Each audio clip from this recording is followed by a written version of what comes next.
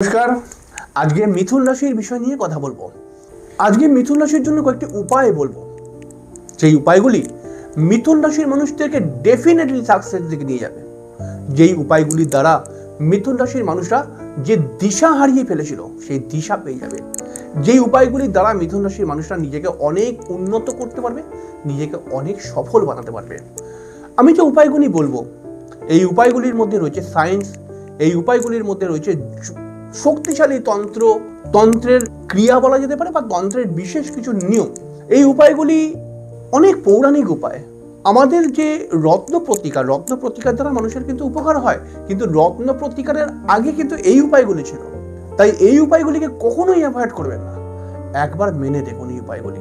আপনি মিথুন রাশির পুরুষ হতে পারেন, আপনি মিথুন রাশির মহিলাও হতে পারেন, কিন্তু আপনি যদি জীবনে সফল হতে চান, সেই সফলতা কোনো দিকেও হতে পারে।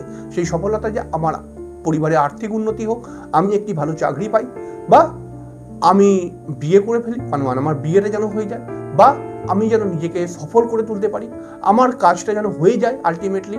আপনি মিথুন রাশির পুরুষও হতে পারেন। আপনিও চাইতে পারেন যে আমার আর্থিক উন্নতি বেড়ে যাক, আমার সম্মান বেড়ে যাক, আমার এই কাজটা যেন সাকসেস হয়ে যায়।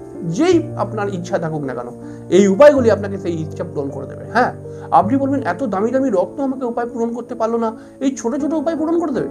হ্যাঁ, শাস্ত্র কিন্তু এটাই বলছে যে এটা পৌরাণিক উপায়। শাস্ত্র বলছে যখন রত্ন ছিল না, ছিল কি কবচ, আর ছিল হচ্ছে এই উপায়গুলি। এই উপায়গুলির দ্বারাই মানুষ সফলতা পেত। তাই আজ যদি আপনি কলকাতার বাইরে যান, আপনি দেখে নেবেন এই উপায়গুলি মানুষ করে। রত্ন কিন্তু সবাই পড়ে নেই, কিন্তু প্রত্যেকটা লোক এই উপায়গুলিকে মানে। আর আপনি যদি মানেন, আজ থেকে বিশ্বাস করুন, আপনাকে কেউ আটকে রাখতে পারবে না। শুধু সামান্য নিয়ম মেনে নিন। তাহলে নিয়মটা কি?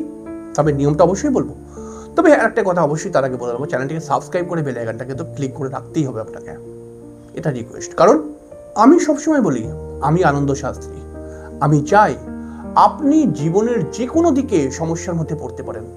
আমি আপনার জন্য এমন কিছু শক্তিশালী টিপস নিয়ে আসছি, যেই টিপসগুলোর মাধ্যমে আপনার সমস্যা যাই হোক না কেন, সেই আপনার সমস্যা থেকে আপনি বেরিয়ে আসতে পারবেন, এবং আপনার মুখে আপনি হাসি ফোটাতেই পারবেন।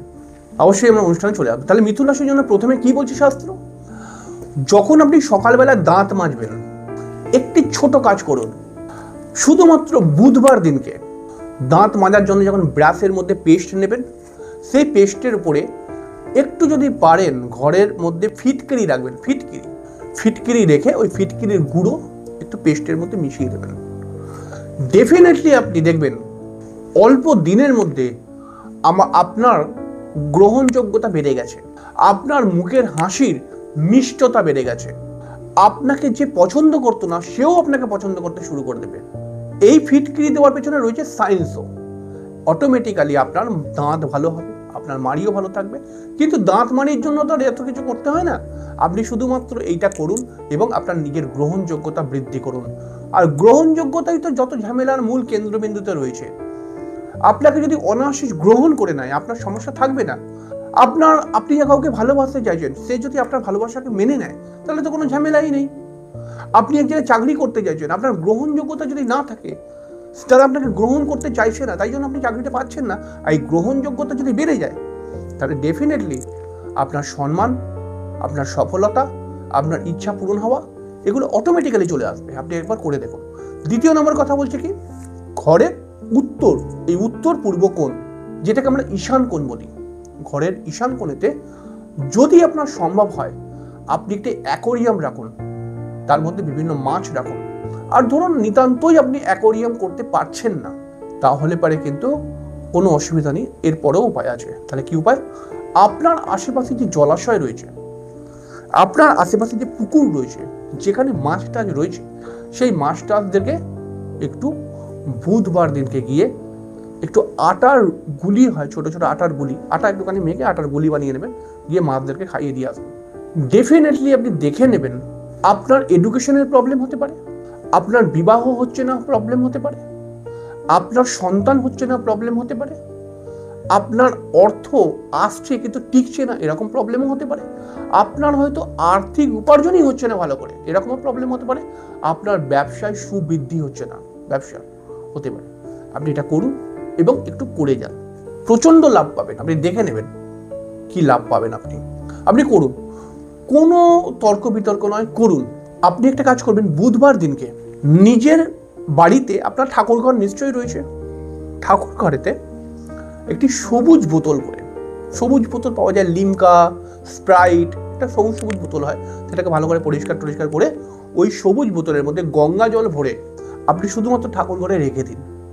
ওটা থেকে আপনি গঙ্গা জলটা ইউজ করুন, আস্তে আস্তে করে শেষ হয়ে গেলে আবার ভরে এনে রেখে দিন। আপনি করুন। আপনার যে বাস্তু দোষ রয়েছে, আপনার যে অকারণে বাধা রয়েছে, আপনি ভগবানকে এত ডাকছেন তবুও ভগবান যেন শুনছে না, আপনি এটা করুন।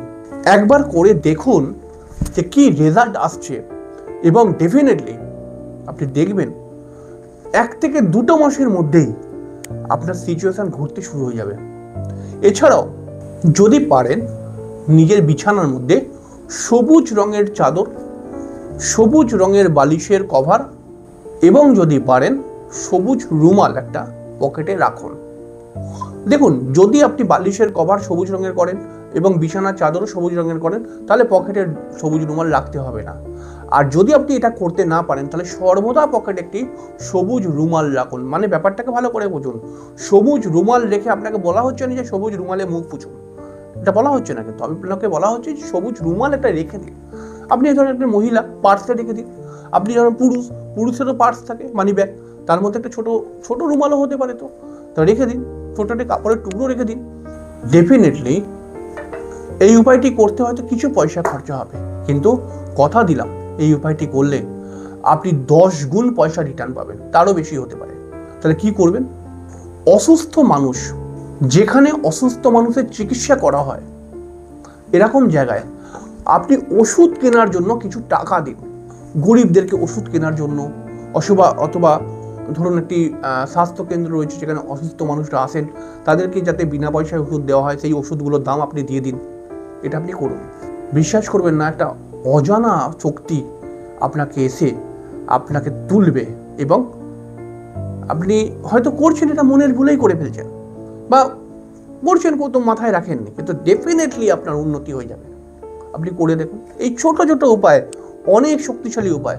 এছাড়াও আরেকটি কথা মাথায় রাখবেন, আপনি যদি মিথুন রাশির মানুষ হন, তাহলে যেটা জানেন না এটাকেও জেনে নিন।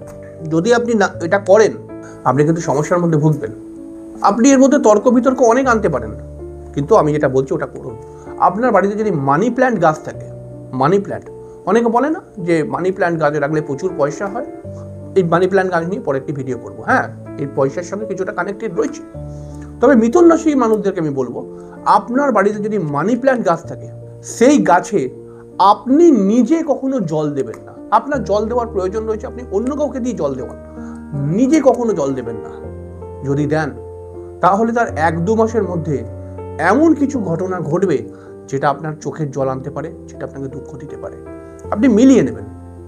এই ছোট ছোট উপায়গুলো যদি আপনি মেনে নেন, আর এর থেকেও ছোট উপায় আছে, খুব বড় কাজ করে, খুব ভালো কাজ করে, সেটা নিয়েও আসবো, সেই ভিডিও করব।